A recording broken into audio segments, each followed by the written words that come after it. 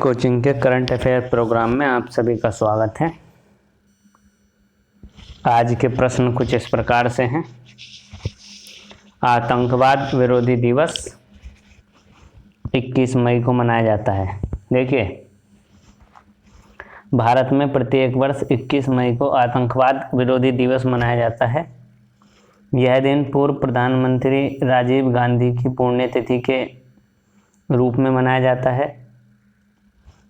देखिए, आतंकवाद विरोधी दिवस को मनाने के उद्देश्य क्या हैं? आतंकवाद विरोधी दिवस को मनाने के उद्देश्य हैं देश के युवाओं को आतंकवाद और हिंसा के पथ से दूर रखना, शांति और मानवता का संदेश फैलाना, लोगों को जागरूक करना, एकता को बढ़ावा देना, युवाओं में देशभक्ति को जगाना और आम लोगों की पीड़ा को उजागर करना। देखिए, इसके जो उद्देश्य हैं, युवाओं को मानवता का संदेश फैलाना, उनको हिंसा और आतंकवाद से दूर रखना, लोगों को जागरूक करना इत्यादि इसके उद्देश्य हैं।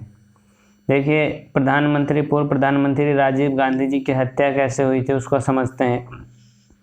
राजीव गांधी जी जिस समय एक रैली कर रहे थे, उसी दौरान एक महिला अपने शरीर पर विस्फोटक लगाकर आई और राजीव गांधी जी के पैर छूने के लिए जैसे ही झुकी, एक तेज़ धमाका हुआ और इसमें राजीव गांधी जी की मृत्यु हो गई और उनके साथ साथ 15 लोगों की और मृत्यु हुई। इस महिला का ये जो मानव बम के महिला आई थी, इसका जो संबंध है वो एक आतंकवादी संगठन LTTE से यानी कि लिट्टे से बताया जाता है। देखिए, ये आतंकवाद विरोधी दिवस के लिए 21 मई को प्रत्येक वर्ष आतंकवाद विरोधी दिवस मनाया जाता है। आतंकवाद का कोई धर्म नहीं होता। आतंकवाद मानवता के लिए अभिशाप है। हमें एकजुट होकर सकारात्मकता के साथ आतंकवाद के खिलाफ लड़कर इसको जड़ से ख़त्म करना है। 21 मई को प्रत्येक वर्ष भारत आतंकवाद विरोधी दिवस के रूप में मनाता है। देखिए, दूसरा प्रश्न है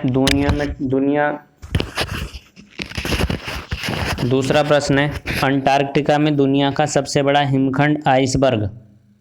अंटार्कटिका में दुनिया का सबसे बड़ा हिमखंड टूटकर अलग हो गया है।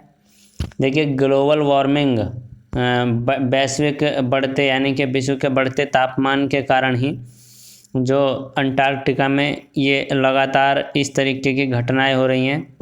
यहाँ बर्फ़ की चादर लगातार पिघल रही हैं। ये जो तस्वीरें हैं, यहाँ की तस्वीरें विमानों से उपग्रहों से ली गई हैं और ये तस्वीर के अनुसार दुनिया का सबसे बड़ा हिमखंड है।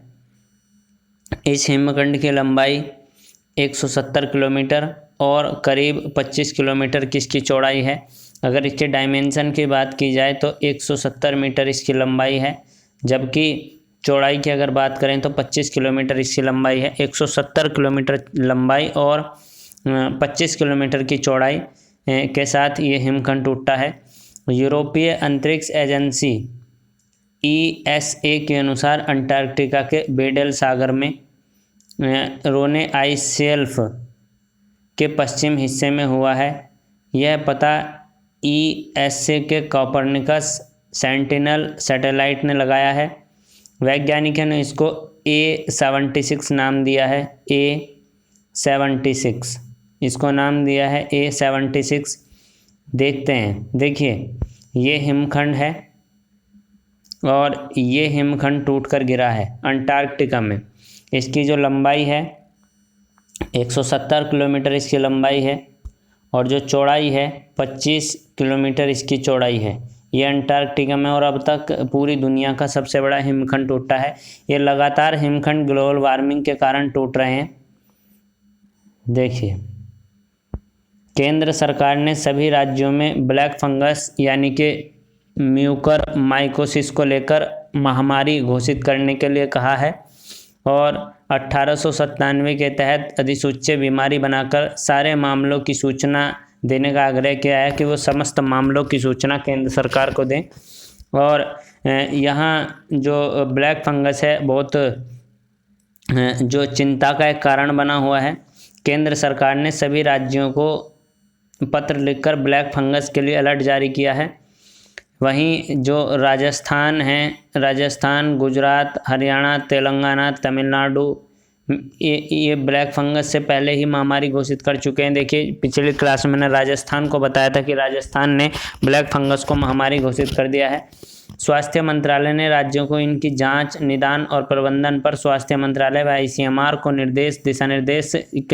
दिशा निर्देश दिए हैं। स्वास्थ्य मंत्रालय और आईसीएमआर ने उनका पालन करने के लिए कहा है। देखिए ब्लैक फंगस के मामले किन किन राज्यों में लगातार आ रहे हैं। ब्लैक फंगस के मामले कर्नाटक, उत्तराखंड, तेलंगाना, मध्य प्रदेश, आंध्र प्रदेश, हरियाणा, बिहार के और देश के विभिन्न हिस्सों में ब्लैक फंगस के मामले लगातार आ रहे हैं। म्यूकोरमाइकोसिस जो मुख्य रूप से कोविड-19 से उबरने वाले लोगों को प्रभावित कर रहा है। स्वास्थ्य मंत्रालय के मुताबिक इस संक्रमण से कोविड-19 के रोगियों की मौतों में संख्या जो है वो लगातार बढ़ रही है। देखिए इस प्रकार का ये ब्लैक फंगस रोग है और देखिए किस प्रकार से ये प्रभावित करता है। ये अधिकतर उन लोगों को प्रभावित करता है जो कोविड-19 से संक्रमित हैं और कोविड-19 से संक्रमित होने वाले लोगों की मृत्यु यानी कि उनकी जो डेथ रेट है, उन डेथ रेट को लगातार ये बढ़ा रहा है ब्लैक फंगस।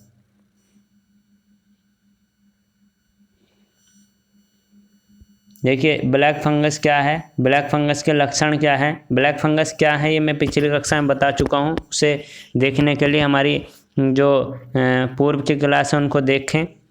देखिए ब्लैक फंगस के लक्षण क्या हैं। ब्लैक फंगस के लक्षण है, केंद्रीय स्वास्थ्य मंत्री डॉक्टर हर्षवर्धन सिंह ने बताया है कि आँखों का लालपन या दर्द होना, बुखार होना, खांसी होना, सिर दर्द होना, सांस में तकलीफ होना, साफ साफ ना दिखाई देना, उल्टी में खून आना, मानसिक स्थिति में बदलाव ब्लैक फंगस के लक्षण हो सकते हैं। देखिए ब्लैक फंगस के लक्षणों में आँखों का लाल और दर्द, बुखार, खांसी, सिर दर्द, सांस में तकलीफ, साफ साफ दिखाई न देना, उल्टी में खून आना, मानसिक स्थिति में बदलाव इत्यादि स्थितियाँ हो सकती हैं। देखिए विश्व के जो सबसे धनी लोग हैं उनकी एक रैंकिंग जारी हुई है और इस रैंकिंग को भारत के दिग्गज उद्योगपति गौतम अडानी, भारत के जो दिग्गज उद्योगपति हैं गौतम अडानी, भारत के दिग्गज उद्योगपति गौतम अडानी एशिया के दूसरे सबसे बड़े अमीर व्यक्ति बने हैं। अडानी एशिया के दूसरे सबसे अमीर व्यक्ति हैं। ब्लूमबर्ग बिलियनर्स इंडेक्स के अनुसार संपत्ति के मामले में चीन के झोंग सांसान को पछाड़कर अडानी ने यह स्थान हासिल किया है। वे एशिया के दूसरे सबसे अमीर व्यक्ति हैं। देखिए अडानी समूह के कंपनियों के शेयरों में पिछले कुछ माह में ज़बरदस्त तेज़ी हुई है और देखिए जो अडानी समूह है इसकी 6 कंपनियों के जो शेयर हैं वो लिस्टेड हुए हैं। तेज़ी से बदौलत वैश्विक अमीरों की लिस्ट में गौतम अडानी के स्थान में लगातार सुधार हुआ है। ये ब्लूमबर्ग की इस लिस्ट में 14वें स्थान पर है, जबकि एशिया के सबसे अमीर व्यक्ति अंबानी 13वें स्थान पर हैं। देखिए यहाँ ये गौतम अडानी है और गौतम अडानी का जो स्थान है वो इस इंडेक्स में 13वां स्थान है, इस इंडेक्स में 14वां स्थान है, जबकि मुकेश अंबानी का यहाँ 13वां स्थान है और मुकेश अंबानी एशिया के सबसे धनी व्यक्ति हैं, जबकि गौतम अडानी एशिया के दूसरे सबसे धनी व्यक्ति हैं। इस पत्रिका में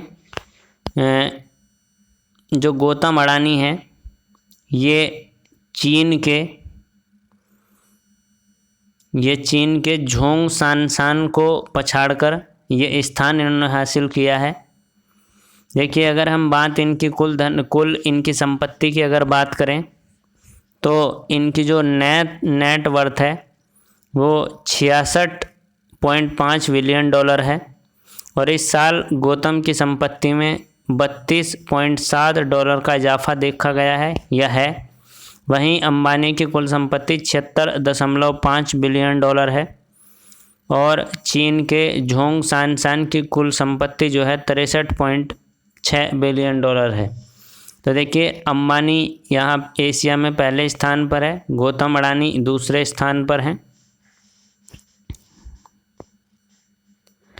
देखिए यहाँ विश्व के जो कुछ बिलियनर लोग हैं उनको देखते हैं। देखिए पहले नंबर पर हैं जेफ बेजोस, ये अमेरिका के रहने वाले हैं और 18,900 करोड़ डॉलर की संपत्ति इनके पास है। ये विश्व में पहले स्थान पर अमीर हैं। दूसरे व्यक्ति हैं एलन मस्क। देखिए ये जेफ बेजोस हैं और इनकी जो संपत्ति है वो 18,900 करोड़ डॉलर है। देखिए दूसरे व्यक्ति हैं Elon Musk. Elon Musk America के रहने वाले हैं और इनकी संपत्ति है 16,300 करोड़। देखिए ये हैं एलन मस्क और इनकी संपत्ति है कुल 16,300 करोड़ रुपए। ये यूएसए के रहने वाले हैं और ये भी यूएसए के रहने वाले हैं। देखिए यहीं तीसरे स्थान पर बर्नार्ड आर्नोल्ट हैं। ये फ्रांस के रहने वाले हैं। 16,200 करोड़ रुपए इनकी संपत्ति है। जबकि चौथे स्थान पर बिल गेट्स हैं अमेरिका के, इनकी संपत्ति है 14,200 करोड़ रुपए। देखिए भारत के जो पूर्व कप्तान हैं, भारत के पूर्व कप्तान और वर्तमान में राष्ट्रीय क्रिकेट अकादमी NCA के प्रमुख राहुल द्रविड़ 2021 में श्रीलंका के खिलाफ 3 वनडे और 3 T20 मैचों के लिए टीम इंडिया के कोच होंगे। इससे पहले साल 2014 में इंग्लैंड दौरे के दौरान वह बल्लेबाजी के सलाहकार के रूप में कार्य कर रहे थे। देखिए ये हमारे पास है राहुल द्रविड़ और राहुल द्रविड़ जो हैं वो श्रीलंका के खिलाफ 3 वनडे और 3 T20 मैचों में भारतीय टीम के कोच होंगे। नया प्रश्न देखते हैं। देखिए हाल ही में जो इलाहाबाद हाई कोर्ट है, इलाहाबाद हाई कोर्ट के जो चीफ जस्टिस बनाया गया है वो संजय यादव को बनाया गया है। देखिए सुप्रीम कोर्ट के कॉलेजियम ने संजय यादव को इलाहाबाद हाई कोर्ट का मुख्य न्यायाधीश नियुक्त किया है। बता दें कि केंद्र सरकार ने इलाहाबाद हाई कोर्ट के वरिष्ठ जज जस्टिस संजय यादव को 14 अप्रैल को कार्यवाहक मुख्य न्यायाधीश नियुक्त किया था। जस्टिस यादव ने मध्य प्रदेश हाई कोर्ट के वकील के रूप में अपना कैरियर प्रारंभ इन्होंने किया था। मध्य प्रदेश के हाई कोर्ट में वकील ये बने थे अपने प्रारंभिक दौर में और 2007 में मध्य प्रदेश हाई कोर्ट में न्यायाधीश नियुक्त किए गए थे और अब 2021 में इलाहाबाद हाई कोर्ट के मुख्य न्यायाधीश बनाए गए हैं। और ये हैं संजय यादव और संजय यादव अब इलाहाबाद हाई कोर्ट के मुख्य न्यायाधीश होंगे। इलाहाबाद हाई कोर्ट, देखिए इलाहाबाद हाई कोर्ट की अगर हम बात करें तो इलाहाबाद हाई कोर्ट की एक खंडपीठ है। इलाहाबाद हाई कोर्ट की एक खंडपीठ है और इसकी खंडपीठ और एक इसकी खंडपीठ है वह लखनऊ में। इसकी एक खंडपीठ लखनऊ में स्थित है। धन्यवाद।